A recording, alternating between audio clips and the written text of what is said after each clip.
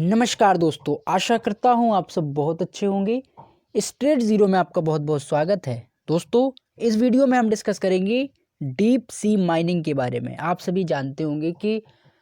Almost India में ही नहीं पूरे वर्ल्ड में माइनिंग का कितना बड़ा एक स्कोप है और जो दुनिया भर की बड़ी बड़ी कंपनीज़ हैं वो इसमें कितना लंबा एक एक्सपेंडेशन करते हैं। और ख़ासकर अगर हमें माइन करना हो कोबाल्ट का, निकल का, कोयला का, तो इस फील्ड में बहुत सारे यहाँ पे कंपनीज, बहुत सारे इनोवेशंस हम देखे गए हैं। लेकिन दोस्तों, इसका सबसे बड़ा जो नेगेटिव इम्पैक्ट है वो हमारे इन्वायरमेंट को लेकर यहाँ पे देखा गया। और ख़ासकर अगर हम बात करें सी माइनिंग की, यानी डीप ओशियन माइनिंग की। अब दोस्तों, आप पूछोगे कि क्या हमारी अर्थ पर जो ज़मीन है ऑलमोस्ट यहाँ पे जो माइनिंग होती थी क्या वो किफ़ायती नहीं थी? जो लोग अब जाके समुद्र के अंदर यानी ऑलमोस्ट समुद्र के 6000 मीटर नीचे जा कर के माइनिंग करते हैं, तो क्या समुद्र की जो अंदर की खुद की डिग्निटी है उस पर यहाँ इफेक्ट नहीं पड़ता? या फिर जो समुद्र से निकालते हैं कई प्रकार की, अगर हम मैग्नीज देखें, अगर हम निकल निकालते हैं, जो माइनर्स होते हैं, एंड कॉपर,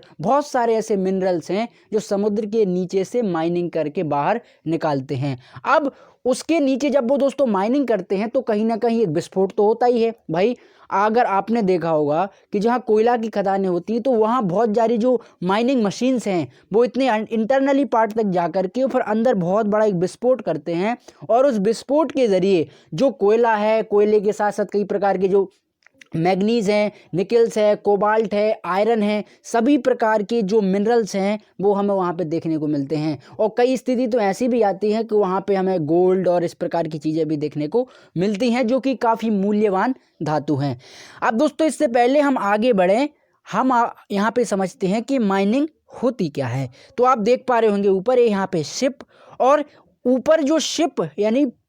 समुद्र के ऊपर से अगर शिप कहीं गुजर रहा है तो वो नीचे यहाँ पे समुद्र की जो तल है उस तली पर यहाँ पे डिटेक्ट कर लेता है कि कौन से मिनरल्स, कौन से जो पदार्थ हैं वो समुद्र की तली पे यहाँ पे छट करके ढहे हुए हैं या फिर वो रहे हुए हैं। अब तो उसी को एक एनालाइट करके या उसको डिटेक्ट करके जो माइनिंग के लिए जो ऑलमोस्ट शिप है, शिप के अंदर से एक राइडर यानी एक नीचे दो पाइपलाइन जाते हैं, जिसमें से एक को कहेंगे हम अपकमिंग, इनकमिंग, और एक को कहेंगे आउटगोइंग। यानी आप यहाँ पे देख पा रहे होंगे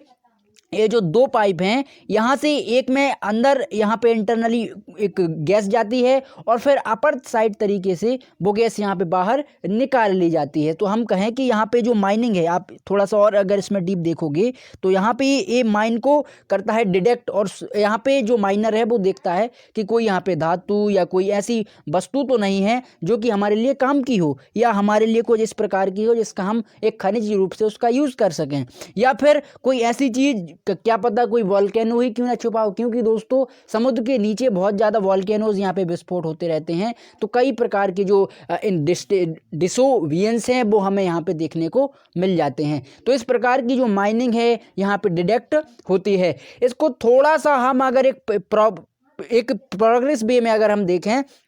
तो इसको आप स्पष्ट तरीके से समझ सकते हो। आप इस इमेज में देख पा रहे होंगे दोस्तों, यहाँ पे है आयरन ओरा एंड ए है आयरन ओरे। तो यहाँ पे 10% का जो एक प्रोसेसिंग होती है, यानी अगर हम देखें तो यहाँ पे स्टॉक पाइल, और उसके बाद दोस्तों यहाँ पे जो डिसएग्री शिप है, ये शिप यहाँ पे जाकर के प्रोग्रेस करते हैं और फिर वहाँ पे स्टोरेज करते हैं एंड डायरेक्टली उसको इंपोर्ट यहाँ पे कर देते हैं। यानी इसमें आपको देख पा रहे होंगे कि ऑलमोस्ट 3 से 4 यहाँ पे मशीनरीज जुड़ी हुई हैं जो कि 20 मीटर गहरे समुद्र के अंदर से यहाँ पे माइन करते हैं। और फिर पहली प्रोसेस 1, फिर प्रोसेस 2, और प्रोसेस 2 में ही 90% यहाँ पे स्टैंड होता है जो कि उसको प्रोग्रेस आउट करता है कि क्या अगर कोयला होगा तो उसको हम किस तरीके से प्रोग्रेस आउट करेंगे, कोई मिनरल्स होगा उसको हम किस तरीके से प्रोग्रेस आउट करेंगे। फिर बाद में उसको स्टोरेज करके रख दिया जाता है अगले प्रोसेसिंग मशीन के अंदर, और फिर उसी को लास्ट तक वहाँ पे बाद में एक्सपोर्ट कर दिया जाता है इन मशीन मिशनरीज के द्वारा। अब थोड़ा सा दोस्तों हम समझते हैं कि टीम माइन क्या है। तो दोस्तों, एक इंटरनेशनल रूप में अगर हम देखें तो इंटरनेशनल सीवेज अथॉरिटी है जो कि पूरे सिस्टम को यहाँ पे कंट्रोल करते हैं, एंड ऑटोनॉमस इंटरनेशनल ऑर्गेनाइजेशन, इसका जो एस्टेब्लिशमेंट है वो हुआ था 1982 में, and United nation convention on the law of the see a lot करता है कि आपका जो सी वाला इलाका है या आपका जो डीप माइनिंग वाला क्षेत्र है वो कितना होगा। यानी अगर किसी भी देश को किसी भी ओशन में अगर माइनिंग करनी है तो आपको अथॉरिटी लेनी पड़ेगी United nation convention of the law के द्वारा, जो कि आपको अलॉट करेगा कि भाई आपका जो सी वाला क्षेत्र है वो कितना होगा। देन उसके बाद आपको एक अथॉरिटी लेनी पड़ेगी इंटरनेशनल सीवेज ऑफ अथॉरिटी से, जो कि आपको एक रिसीव करेगा स्टेटस के भाई पायोनियर इन्वेस्टर जो है वो 1987 से यहाँ पे प्रोवाइड करता है। एंड 1.5 लाख स्क्वायर किलोमीटर तक का जो सेंट्रल इंडियन ओशियन है यहाँ पे हम यहाँ पे सी माइनिंग कर सकते हैं। अगर हम भारत की बात करें अप्रॉक्स, तो हम यहाँ पे 1.5 लाख किलोमीटर के क्षेत्र में सी माइनिंग कर सकते हैं। भारत के लिए एक अथॉरिटी है, भारत के लिए एक पॉजिटिव यहाँ पे इम्पैक्ट हम देख सकते हैं।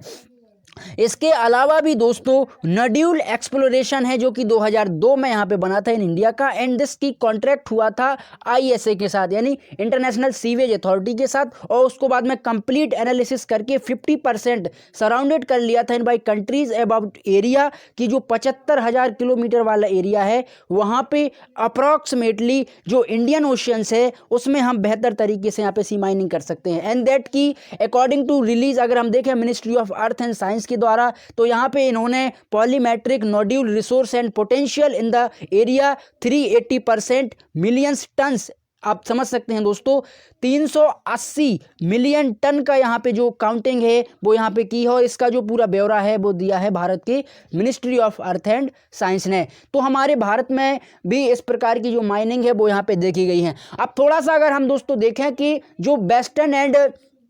खाड़ी के देश हैं वहाँ पे पेट्रोल डीजल की किस तरीके से माइनिंग की जाती है, तो जैसे कि यहाँ पे कोयला खनिज निकेल कोबाल्ट की माइनिंग की जाती है, वहाँ वैसे ही पेट्रोल की माइनिंग की जाती है। तो हर एक देश का अपना एक क्षेत्र होता है। अगर हम बात करें ओमान की, अगर हम बात करें ईरान की, सऊदी अरेबिया की, तो जो बड़े बड़े तेल के बहुत बड़े बड़े जो सोर्स हैं वो वहाँ से तेल को निकालते हैं और फिर जो कच्चा तेल है उसको प्रोग्रेस आउट करके पूरी दुनिया भर में बैरल्स के माध्यम से, इसकी एक यूनिट डिसाइड होती है आप सभी जानते होंगे बैरल्स, और उसी बैरल्स के जरिए इसको दूसरे देश में यहाँ पे एक्सपोर्ट किया जाता है या दूसरे देश में उसको यहाँ पे भेजा जाता है। तो इस प्रकार की जो माइनिंग है वो हमें यहाँ पे देखी जाती है। अब थोड़ा सा हम दोस्तों समझ लेते हैं कि ये जो माइनिंग है एक कितनी सफिशिएंट है एंड एनवायरनमेंट के लिए, और खासकर जो बहुत सारे ऐसे देश हैं जो कि इस माइनिंग को पूरी तरीके से यहाँ पे इम्पैक्ट देते हैं। और सबसे ज़्यादा अगर हम माइनिंग की बात करें, एक्सटेंडेशन की बात करें, तो China, France, Germany, Japan, Saudi Korea,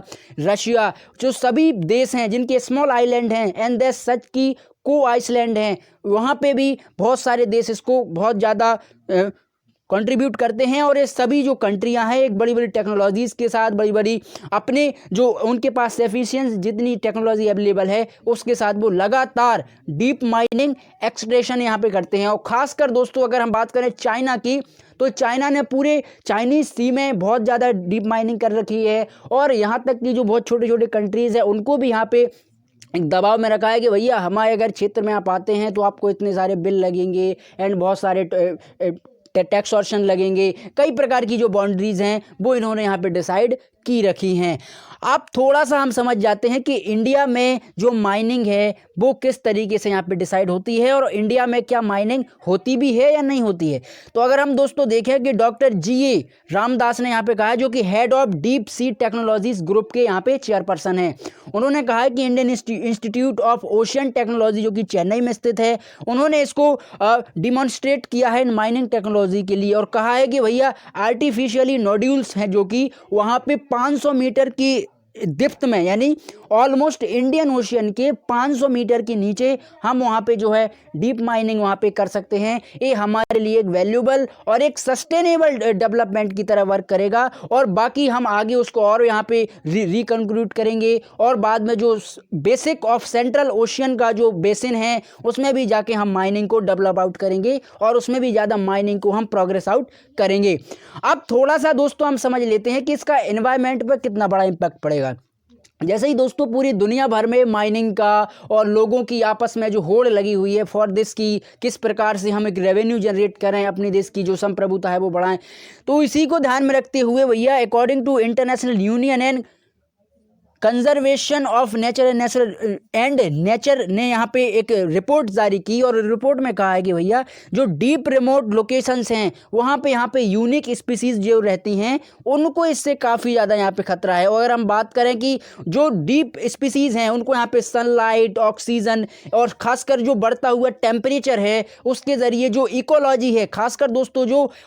deep ocean ecology and environment है जिसको हम बायोडाइवर्सिटी ऑफ सी कहते हैं, यानी जैव विविधता का समुद्री विकास, उसमें यहाँ पे एक बहुत ज़्यादा इम्पैक्ट पड़ रहा है। और कई ऐसी प्रजातियां हैं जो लगातार विलुप्त होती जा रही हैं, लगातार समाप्त होती जा रही हैं, उनका यहाँ कौन जवाबदेही होगा। और इसका जो एनवायरमेंट पे यहाँ पे इम्पैक्ट है उसकी यहाँ पे कौन जवाब देगा भैया कि पूरी दुनिया भर तो सभी लोग अपनी डीप माइनिंग कर करके बहुत सारा पैसा और बहुत सारा रेवेन्यू कमा रहे हैं, लेकिन जो इसका नेगेटिव हमारे वातावरण पर इम्पैक्ट होगा उसका कौन यहाँ पे जवाब देगा। तो दोस्तों यहाँ पे डीप माइनिंग एंड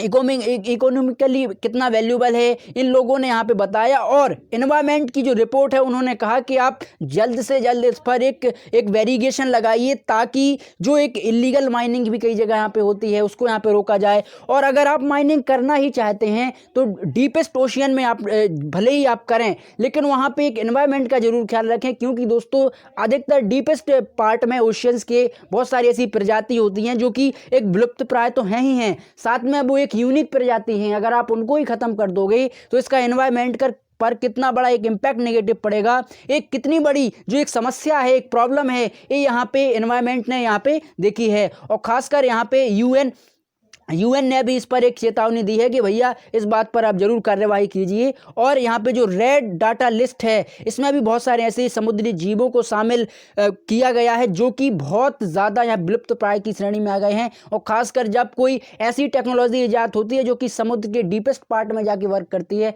तो और भी ज़्यादा समुद्री जीवन को यहाँ पे खतरा उत्पन्न होता है। तो दोस्तों आशा करता हूँ आप इसे ज़रूर समझे होंगे। अगर आपको वीडियो पसंद आया है तो ज़रूर चैनल को यहाँ पे सब्सक्राइब करें, फ्रेंड्स के साथ भी आप वीडियो को शेयर कर सकते हो। Thank you.